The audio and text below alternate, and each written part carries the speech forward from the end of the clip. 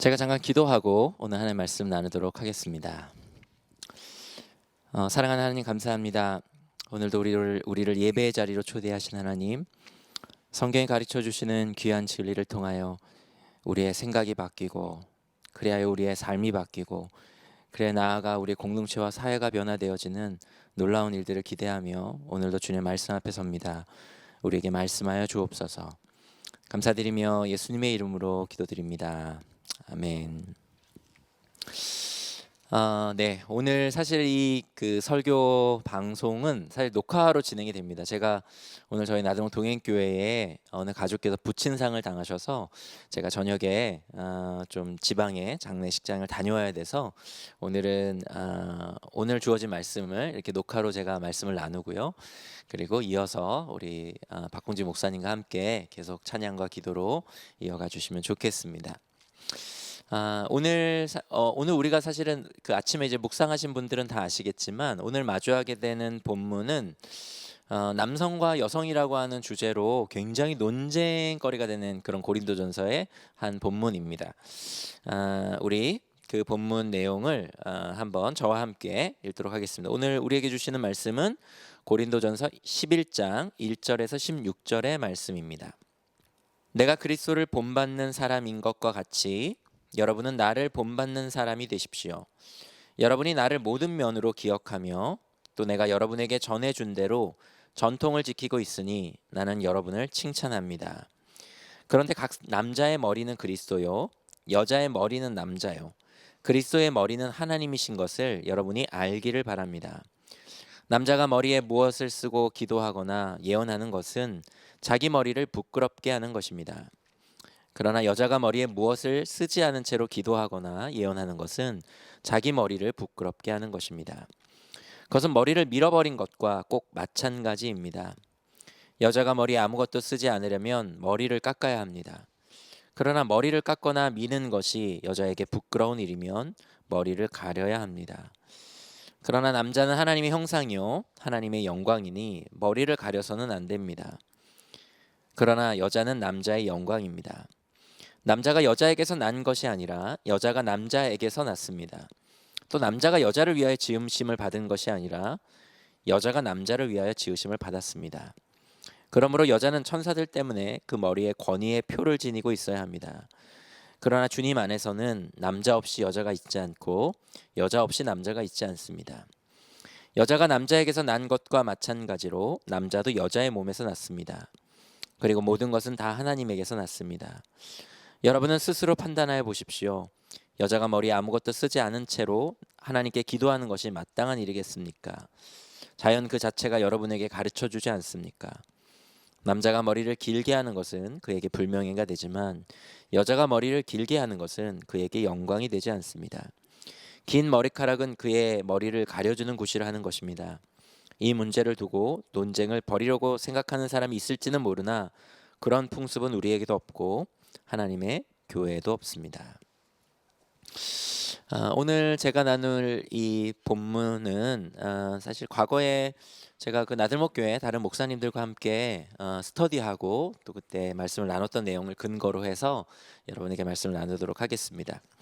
오늘 이 본문은 사실은 그 기독교회사 속에서 신학적으로 매우 논쟁이 되는 남성과 여성의 부분, 또 특별히 이제 교회 안에서 여성의 리더십을 우리가 어느 정도까지 인정할 수 있는가에 대한 문제와 맞닥뜨리는 본문이기 때문에 여러분들이 오늘 내용을 잘 정리해 두시면 앞으로 이 성경 가운데에서 이야기하는 여성상, 여성에 대한 관점, 남성과 여성에 대한 문제, 이런 것들을 여러분들이 그런 것들을 바르게 볼 수 있는 관점을 가지실 수 있으실 것입니다.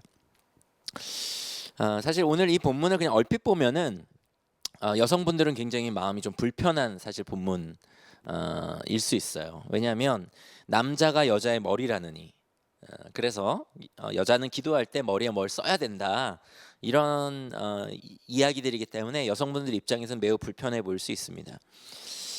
근데 더군다나 이제 이렇게 좀 어떻게 보면 시대착오적인 이러한 여성에 대한 관점을 마치 바울이 강요하는 것처럼 느껴지기까지 하죠. 16절에 보면은 이 문제를 두고 논쟁을 벌이려고 생각하는 사람이 있을지는 모르나 그런 풍습은 우리에게도 없고 하나님의 교회에도 없습니다. 이렇게 단정지어서 얘기하면서 여기에 대해서 반론을 제기하려는 누군가의 입을 막는 어떤 남성 리더의 권위주의적인 모습처럼 이 바울이 보이기까지 합니다. 그러나 사실 이 본문을 잘 우리가 해석하기 위해서는 당시에 고린도 교회의 상황, 또 고린도 도시의 상황을 우리가 잘 이해할 필요가 있어요. 그래서 바울이 본질적으로 얘기하려고 하는 게 뭔가를 거기에서 우리가 유추를 해볼 필요가 있습니다. 먼저 오늘 이 본문을 해석하는 관점은 신학적으로, 역사적으로 크게 세 가지 관점으로 이 본문을 해석할 수가 있습니다. 하나는 종속주의고요. 하나는 평등주의, 그러니까 종속주의는 위계주의라고도 하고, 그리고 이제 평등주의 또는 상호보완주의, 그러니까 상보주의라고도 합니다. 이렇게 크게 세 가지의 관점을 가지고 이 본문을 여태까지 신학자들이 봐왔어요. 그러니까 특별히 이제 여성에 대해서, 여성과 남성의 존재와 역할을 오늘 이 본문이 어떻게 보고 있다라고 하는 그 해석의 차이에 따라서 이 세 가지의 해석의 차이가 생기게 되는 것입니다. 그럼 먼저 이걸 세 가지 관점들이 뭔지를 알아야겠죠. 첫 번째, 종속주의는 아까 위계주의라고 되어 있습니다. 그건 뭐냐면 남자와 여자의 그러니까 존재적으로도 우열이 있다는 거예요. 그러니까 남자가 더 우월하고 그리고 서열적으로 더 앞선다라고 하는 거죠. 위계가 있다는 것입니다. 그리고 당연히 그렇기 때문에 역할에도 차이가 있다는 입장이죠. 평등주의는 이와는 완전히 반대로 남녀가 성경에서는 존재로서도 평등하고 교회 안에서의 리더십에 또는 교회 안에서의 역할로서도 모두 동등하다라고 주장하는 게 이제 평등주의고요. 그다음 거기에 약간 중간지대라고 할까요? 그게 상호보완주의, 상보주의라고도 하는데, 그러니까 존재론적으로는 남녀가 모두 평등하지만 그러나 역할에는 차이가 있다, 이런 입장입니다. 사실은 기독교 역사 속에서 가장 오랫동안 이 본문을 해석해온 관점은 여러분들 예상하셨겠지만 종속주의입니다. 종속주의, 위계주의죠. 그러니까 남녀의 존재적으로도 역할로적으로도 위계와 우열이 있다라고 하는 것이에요. 그러니까 한마디 단순하게 얘기하면 남성이 여성보다 높다는 입장이죠. 오늘 본문에서도 마치 그렇게 보이는 본문들이 있죠. 고린도전서 11장 3절에 보면 각 남자의 머리는 그리스도고 그리고 여자의 머리는 남자고 그리고 그리스도의 머리는 하나님이다. 그러니까 위계가 있다는 거죠. 제일 위에 하나님이 계시고 그다음 그리스도가 계시고 그다음 남자가 있고 여자가 있다. 이렇게 해석을 하는 것입니다. 그리고 이제 남자가 여자에게서 난 것이 아니라 여자가 남자에게서 난 것이다. 그래서 이제 남자가 더 이제 근원적이다, 이런 입장이죠. 네. 이 종속주의자들이 여기서 이제 머리라고 하는 이 헬라어를 어떻게 해석했냐면 케팔레라고 하는 이 헬라어를 이제 권위를 뜻하는 단어로 이제 해석을 하죠. 그래서 머리로 사실은 해석을 한 겁니다. 그래서 이제 우리 몸에서도 머리가 정말 중요하잖아요. 머리가 가장 중요하고 머리가 위고 교회의 머리가 그리스도인 것처럼 여자의 머리가 남자다, 이렇게 이제 해석을 하는 것입니다. 사실 이렇게 해석할 수밖에 없는 본문이 분명히 있어요. 이 케팔레를 머리로 해석하는 거가 이제 에베소서 1장 22절 같은 경우도 보면 그리스도가 교회의 머리다. 아까 제가 얘기를 든 것처럼 그런 경우에는 이제 당연히 이 케팔레가 머리로 해석하는 것이 타당합니다. 그렇죠? 그래서 이 11장 3절에 이렇게 머리라고 하는 이 단어를 보게 되면은 이 종속주의자들의 견해가 굉장히 설득력을 갖는 것처럼 이렇게 보이기도 하죠. 그래서 지난 2000년의 기독교의 역사 속에서 이 종속주의, 위계주의는 굉장히 우월적인 해석학적인 입장을 갖고 많은 영향을 미쳐왔습니다. 특별히 이제 교부 시대에서도요, 교회사적으로 보면은 초대 교부들 역시도 이 남성을 우월적 존재로 여기고 있다는 것을 보게 돼요. 당시 이제 그리스 로마 사회의 가부장적인 사고나 그 제도의 영향을 받았기 때문으로 보이는데, 이 서방 신학의 시조라고 불리는 교부 터툴리안은 여성은 악마의 출입구이다. 설교 중에 이런 얘기를 했어요. 여성은 악마의 출입구이다. 그리고 어거스틴은 하나님의 형상을 닮은 남자는 혼자서도 하나님의 형상이 되지만 여성은 죄악에 빠지기 쉬운 열등한 육체를 대변하기 때문에 남편과 함께 있어야 하나님의 형상이 된다, 이렇게 가르쳤습니다. 제가 만약에 그렇게 설교했다면 아마 여러분들이, 우리 교회 자매님들은 아마 다 뛰쳐나가시지 않을까 싶은데, 그렇죠? 이게 어거스틴이 그렇게 얘기를 했다는 거예요. 당연히 교회 안에서의 여성들이 뭔가 리더십을 발휘하는 것들도 굉장히 제약을 많이 받았죠. 종교개혁이 일어나기 전에 이제 중세 시대 같은 경우는 더더욱 그 여성에 대한 뭐라 그럴까요? 여성을 이렇게 절하시키는 일들이 참 많았는데요. 특별히 그 여성이 남성보다 더 감각적이고, 그다음에 육체적인 욕구에 훨씬 민감하고 또 잘 속고, 그렇기 때문에 이제 15세기, 17세기에 일어났던 당시에 이제 마녀 사냥, 여기도 제가 길게 말씀드리긴 좀 뭐한데, 어쨌든 이 마녀 사냥으로 인해서 소위 모함을 당해서 그 마녀 사냥의 그 광풍 속에 죽어갔던 수많은 여성들이 그 당시에 있었습니다. 한 50만 명이 그 유럽에서 이렇게 마녀 사냥으로 죽었다라고 해요. 네.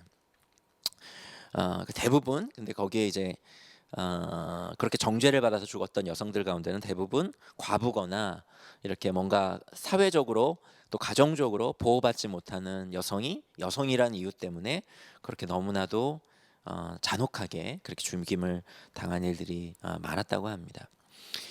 그러나 이제 종교 개혁이 일어났는데, 그러나 이제 종교 개혁자들 가운데서도 역시 이 여성에 대한 인식 자체는 그렇게 높지는 않았어요. 루터도 이렇게 얘기를 했는데, 여자는 하나님의 피조물로서 경의를 받아야 한다. 왜냐하면 여자는 남자 옆에 있기 위해서, 자녀를 돌보고 그들을 정직하고 거룩한 길로 양육하기 위해서, 그리고 남자에게 복종하기 위해서 창조되었기 때문이다, 이렇게 말하기도 했습니다. 여전히 종교 개혁 시대에도 여전히 여성을 남성보다는 조금 열등한 존재로 그렇게 여기고 남성에게 종속시키고 그 역할을 가정 안에서만 국한시켰다는 것들을 보게 되죠.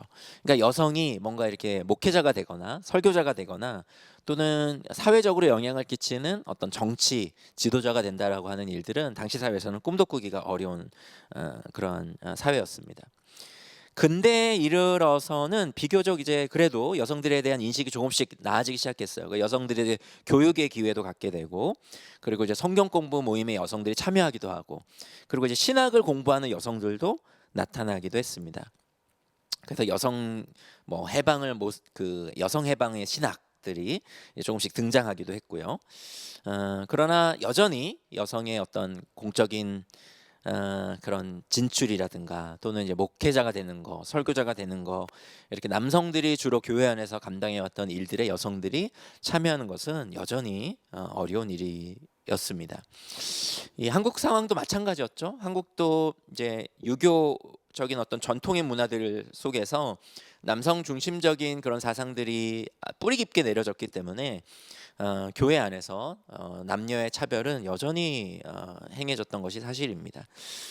물론 이제 기독교가 한국 사회에 들어오면서 초기에 그 한국 교회의 역사 속에서는 이런 남녀의 어떤 장벽들을 비교적 허무르려고 시도했던 여러 가지 의미들이 있긴 하지만, 그러나 성경이 이야기하는 여성에 대한 인식에까지 도달하는 데에는 사실은 무척이나 부족하다고 볼 수가 있어요. 사실 오늘날에도 마찬가지거든요. 저도 이제 보수적인 교단에서 사실은 그 목회학 석사 과정, 어떻게 보면 목회자로서의 그 지식을 연마하는 그런 과정 가운데 공부를 했지만, 이제 보수적인 교단 가운데서는 아직까지도 이제 여성이 목사가 되는 일은 사실 불가능한 그런 가운데 있습니다. 그러니까 여성에게는 목사 안수를 허락하지 않죠. 그러한 근거가 되는 사실 본문들이 사실 오늘 우리가 지금 마주한 이 고린도전서 11장이라는 본문이기도 합니다. 근데 이렇게 오랜 전통을 가진 이 정속주의로 계속해서 이 본문을 해석하는 게 과연 맞는가? 그러나 우리가 단지 질문을 다시 던져봐야 돼요. 종속주의로 이 본문을 해석하기에는 몇 가지 껄끄러운 지점들이 있습니다. 첫 번째는 바울이 실제적으로 많은 여성들을 그의 동역자로 여기고 그리고 교회 안에 그 여성들이 리더십을 발휘할 수 있도록 했다라고 하는 거가 무엇보다도 이게 상충돼요. 예. 이 고린도전서가 정말 바울이 썼던 편지고 바울의 가르침이라면, 그래서 바울이 여성들은 교회에서 리더십을 발휘하지 못하도록 해라라고 하는 그러한 차원의 이야기라면, 바울은 그의 실천으로 인해서 다른 교회들을 세워갈 때 다른 교회들이 다른 교회들 리더십 가운데 여성들이 포함되지 않아야죠. 그러나 그렇지 않잖아요. 여러분들이 잘 아시는 것처럼 뭐 빌립보 교회라든가 로마서 같은 데 보면은 바울의 여성 동역자들의 이름들이 많이 나옵니다. 여러분들이 한 번쯤 들어봤을 만한 루디아나, 베베나, 브리스길라 같은 사람들이 다 여성들이었거든요. 실제로 그 고린도 교회를 세우는데 앞장을 섰던 성도 중에 브리스길라, 아굴라 부부들이 있었는데, 처음에 이 성경에서는 아굴라가 먼저 나옵니다. 아마 남성 중심적인 그런 문화를 고려해서 그럴지 모르겠어요. 그러나 나중에 보면은 브리스길라, 우리 입에도 브리스길라, 아굴라가 입에 있잖아요. 브리스길라가 먼저 나오죠. 그만큼 브리스길라는 여성이긴 했지만 교회 안에서 고린도, 특별히 고린도 교회 안에서 영향을 미치는 그 영향력이 굉장히 컸던 것을 우리가 볼 수가 있습니다. 그렇죠? 일단은 그렇고, 바울이 그래서 많은 여성 동역자들을 가지고 있고, 여성들을 오히려 당시 사회의 통념과는 다르게 여성들을 교회에 굉장히 중요한 역할들을 할 수 있는 리더십으로 초대했다는 것 자체가 오늘 본문을 종속주의로 해석하는 것과 좀 상충되는 부분이라고 할 수가 있습니다.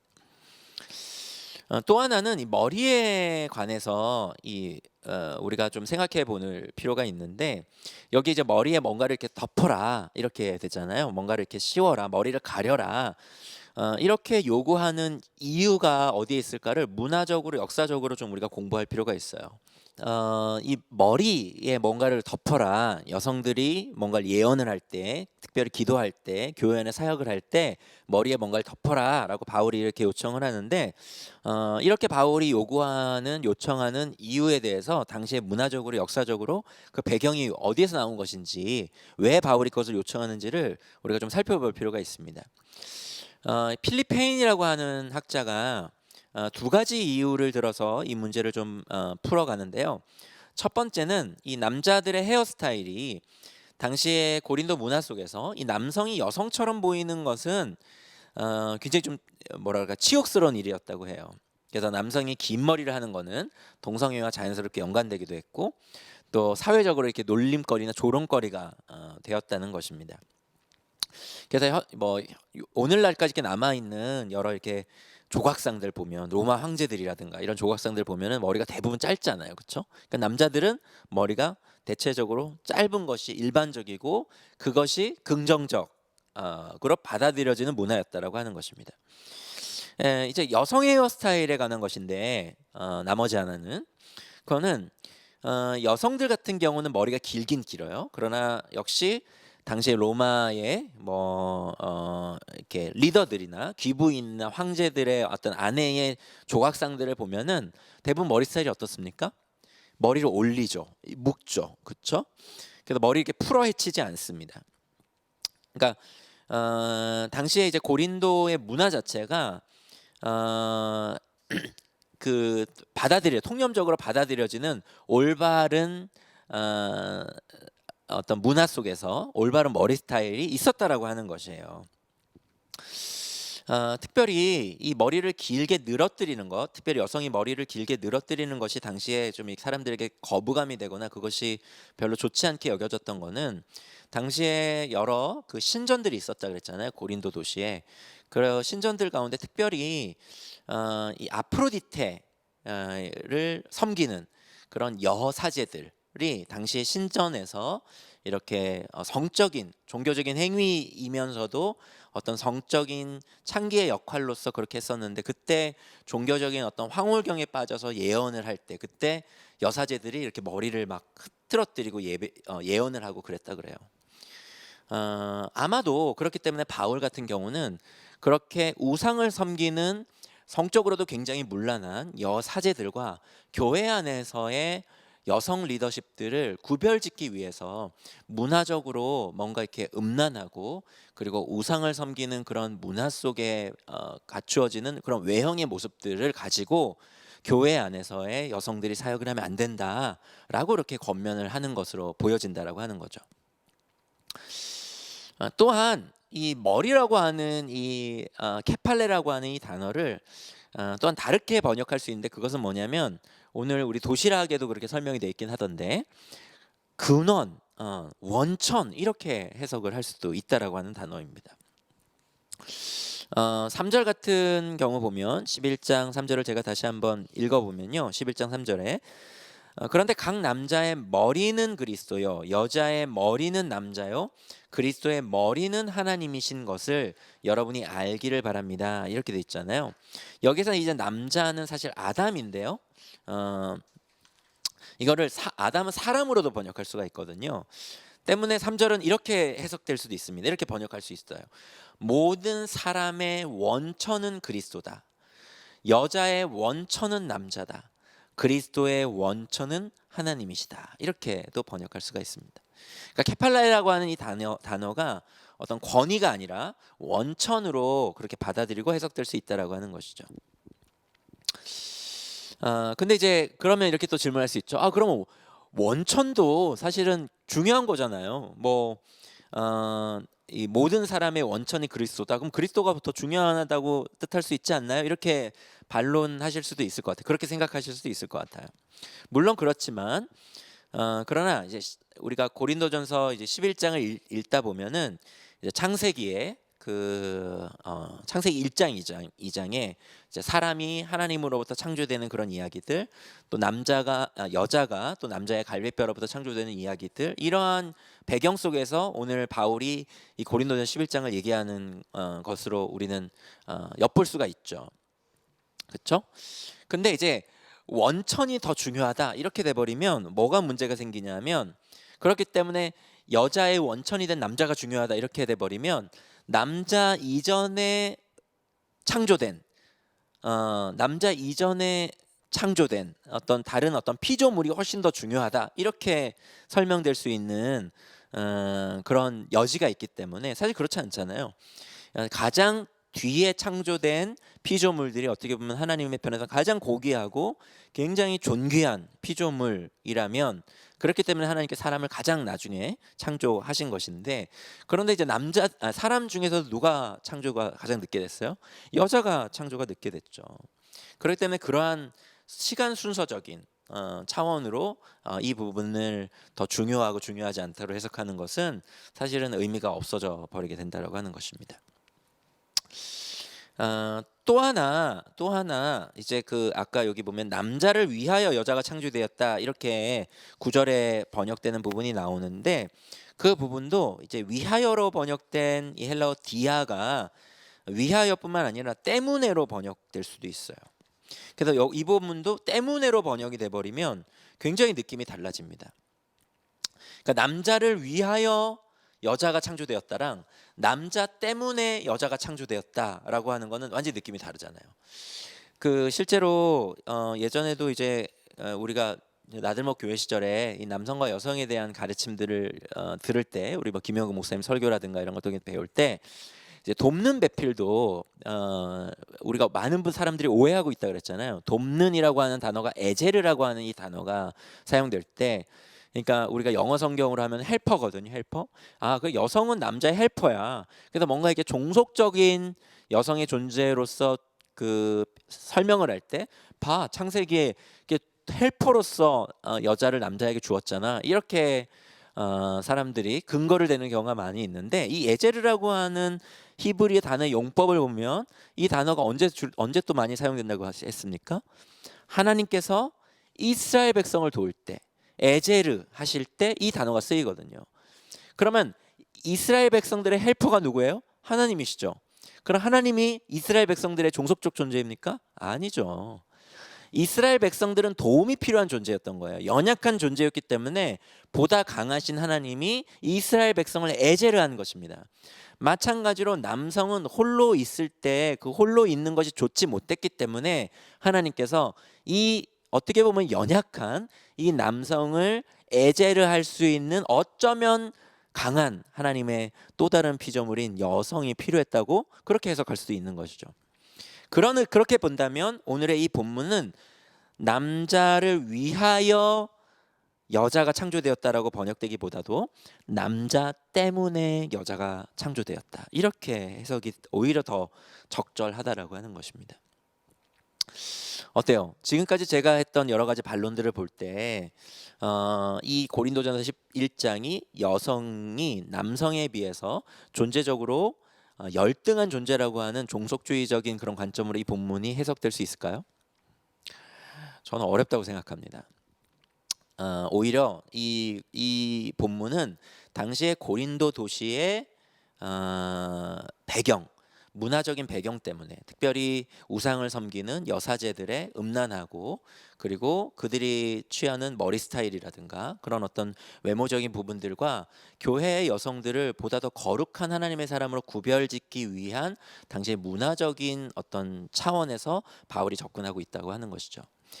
우리가 이전에 그 우상에게 바쳐진 제물을 먹어야 되느냐 먹지 말아야 되느냐, 이것도 마찬가지죠. 바울은 어떻게 얘기합니까? 신학적으로는 그것이 음식에 불과해서 영향을 끼치지 못할 뿐이지만 그걸로 인해서 누군가가 하나님과 관계가 무너지거나 누군가의 양심이 더럽혀지거나 그것이 교회를 세우는 데 있어서 문제가 된다면 그 우상 제물을 먹는 것들을 너희가 오히려 절제해라.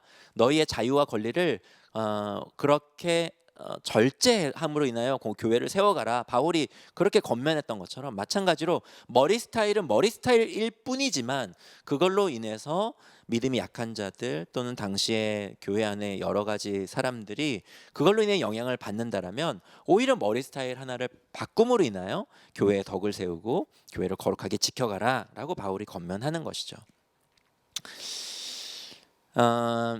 제가 정말 좋아하는 그 신학자 중에 케네스 베일리라고 하는 신학자가 있는데 이분의 그 글들은 탁월한 게 뭐냐면 근동 지역의 문화들을, 근동 지역이 또 오래 사셨던 것 같아요. 근동 지역의 문화들을 통해서 성경을 볼 수 있는 그 관점을 열어주시는 분이 있어요.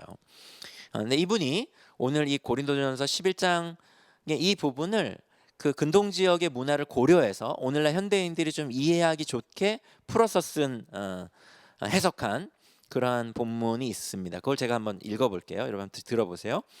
케네스 베일리가 고린도전 11장 3절부터 16절을 이렇게 번역했습니다. 남자와 여자는 계속 기도하고 예언하도록 하라.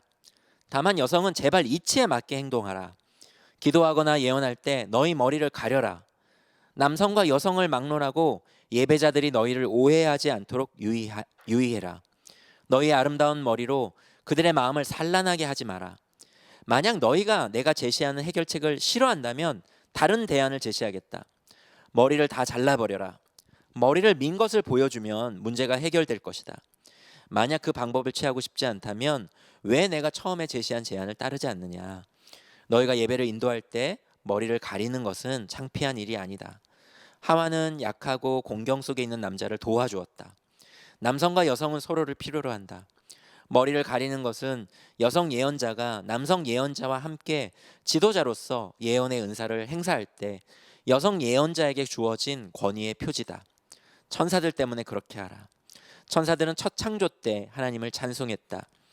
너희의 예언의 말을 통해 천사들이 새 창조 때 너희의 지위가 회복된 놀라운 사실을 찬송하게 하고 그리하여 너희가 지음받은 하나님의 형상을 밝게 빛나게 하라. 이렇게 할 때 너희는 너희에게 주어진 지도자로서의 정당한 역할을 보존하고 그 과정에서 교인들을 산만하거나 당혹스럽게 만들지 않을 것이다. 너희가 살고 있는 사회에서는 여자의 머리가 공개적으로 노출되면 이를 유혹으로 간주한다는 것을 알아야 한다. 나는 너희에게 집을 떠나 있는 모든 순간에 머리를 가리라고 요구하는 것이 아니다. 너희가 예배를 인도하여 모든 교인의 눈이 너희를 향하고 있을 때에만 머리를 가리라는 것이다.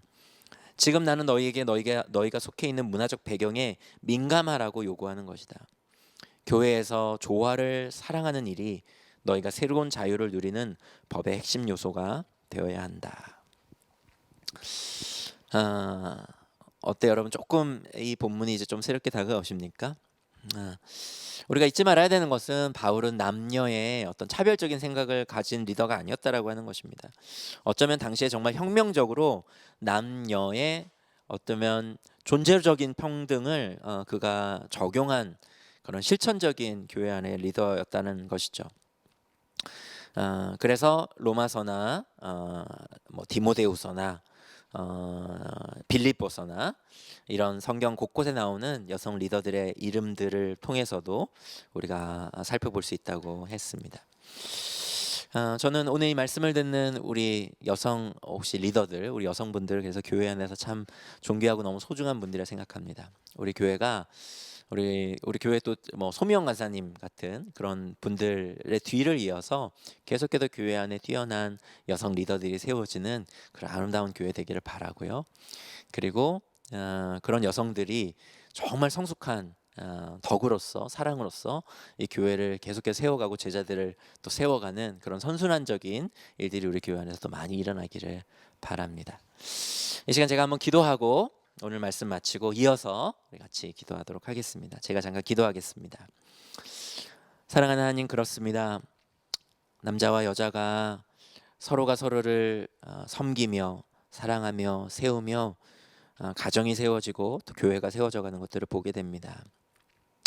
서로가 서로를 존귀하게 여기며 사랑하며 서로가 서로에게 순종함으로 그렇게 아름다운 공동체와 교회를 세워가는 저희 나들목 동행교회가 되게 하여 주옵소서. 바울이 자랑할 만한 수많은 여성 지도자들이 성경에 기록되어 있는 것처럼 나들목 동행교회 안에서도 우리가 정말 자랑스러워할 만한 여성 리더십들이, 우리 목자님들이 또 여성 리더십들이 계속해서 세워져 갈 수 있도록 간절히 소망합니다. 감사드리고 예수님의 이름으로 기도합니다. 아멘.